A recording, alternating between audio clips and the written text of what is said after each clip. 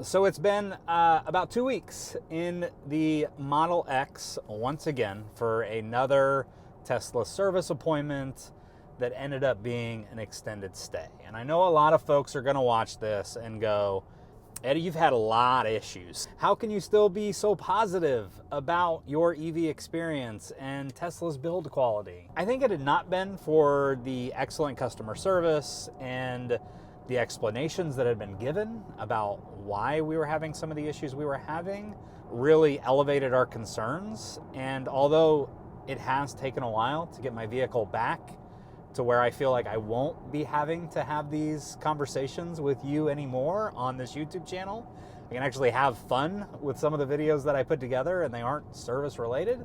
I think we're getting there. And I think we're actually to the point where this might be, there isn't any fake wood in this vehicle. I might be to a point where I'm very close to not having to have these continual conversations with you about some of the issues that we had. But I am glad you joined me. Let's dive right in on small Indiana.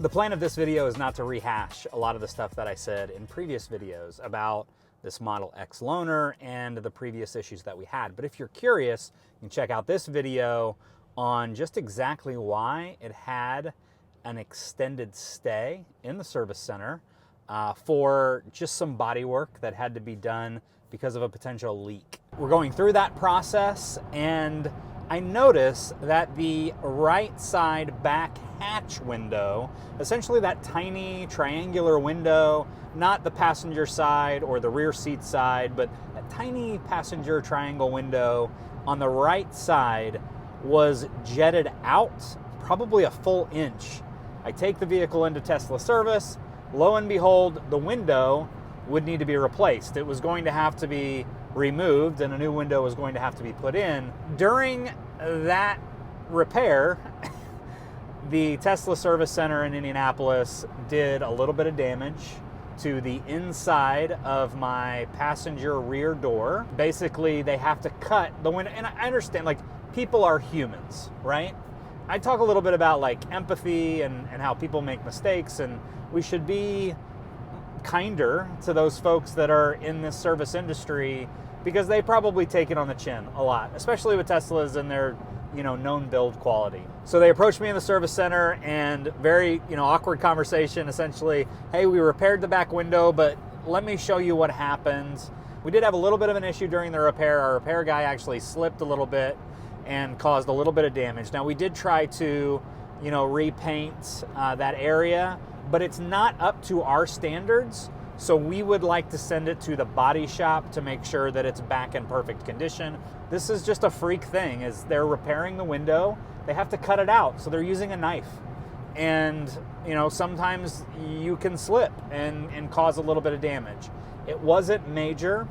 They did try to repair and fix the damage that was done in the service center, but realized that it wasn't going to be up to their standards. So they approached me in the waiting room and asked me to come take a look. I'm upset, right? But I'm also like understanding. It's like, yeah, that stinks that happened.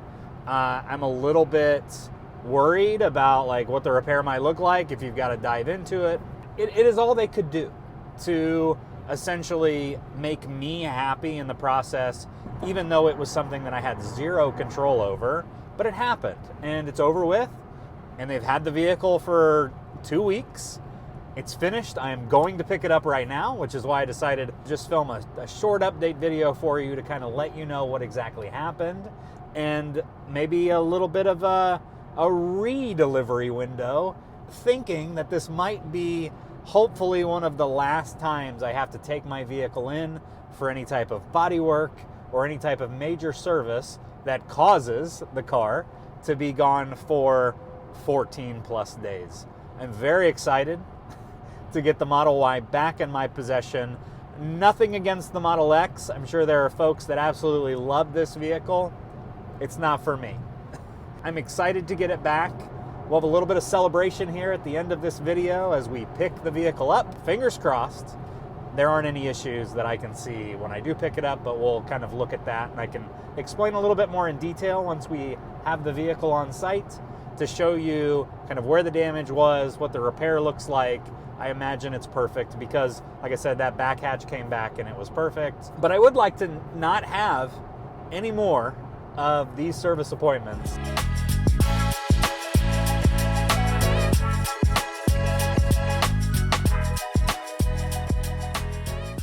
But before we do that, let's talk a little bit more in depth about this Model X loaner. Nothing against the car. It's a great car. A little creaky. Again, it's got a few issues here and there, but it does have what I would consider enhanced autopilot. I can't go faster than 85 miles an hour, which honestly, I don't think I typically ever go faster than 85 miles an hour.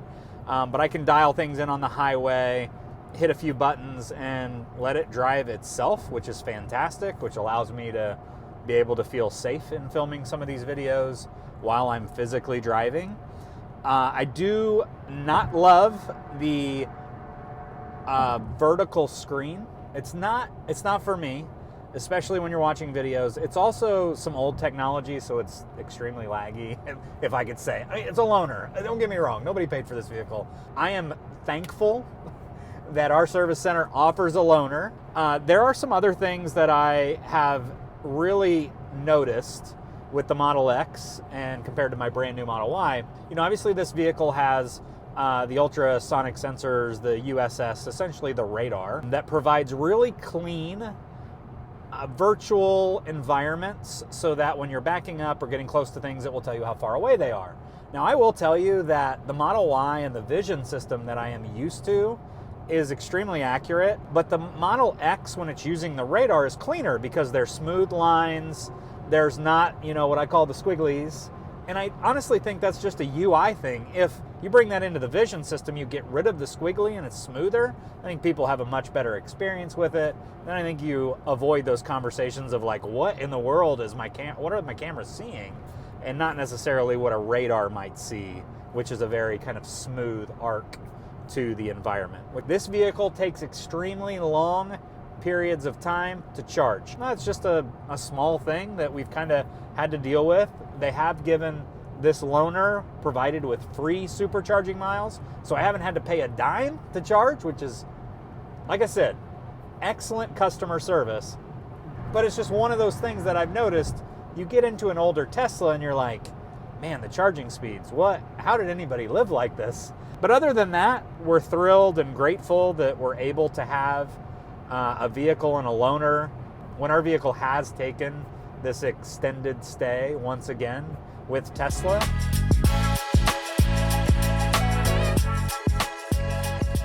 Another thing that's really interesting about the Indianapolis Service Center is the last time I dropped my vehicle off, I had noticed they had timers in all of the service bays. They had different monitors and screens up, and I just asked, like, hey, it looks a little different in here. They'd moved some things around, and one of the service managers essentially said, we are piloting a new service process, which I'm like super into, organizational process, and he was like, we're one of the only ones in the country, one of the first in the country that's actually piloting this program. You know, there might even be a different checkout process, because they did mention, like, your car will be in spot 20.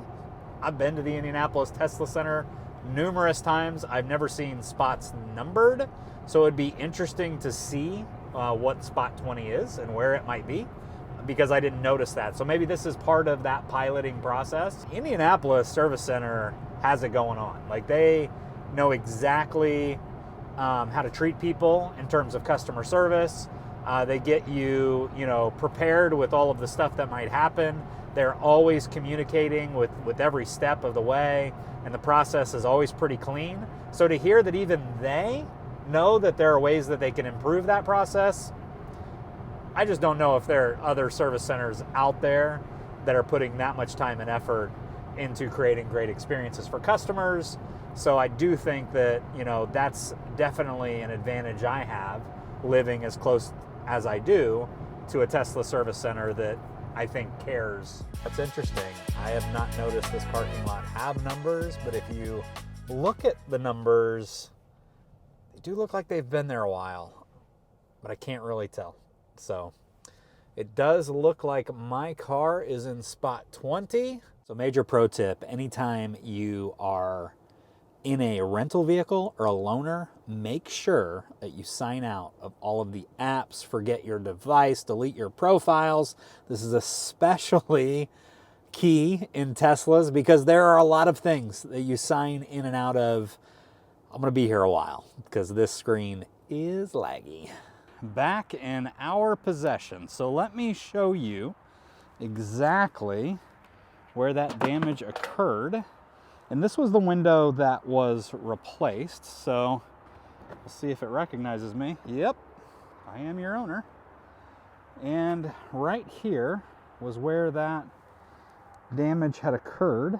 And it looks like it's a little bit of a paint run there, but I think it's fine. I think we are good to go. No, it's still. So I don't love what I'm seeing. There is still, they didn't repair that.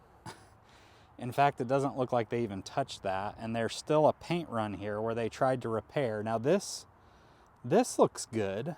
And there was some damage here that's completely repaired, but they did not touch that, and they did not touch up that. So I'm probably gonna have to go in. I hate to do that. And honestly, I'm leaving with my vehicle today.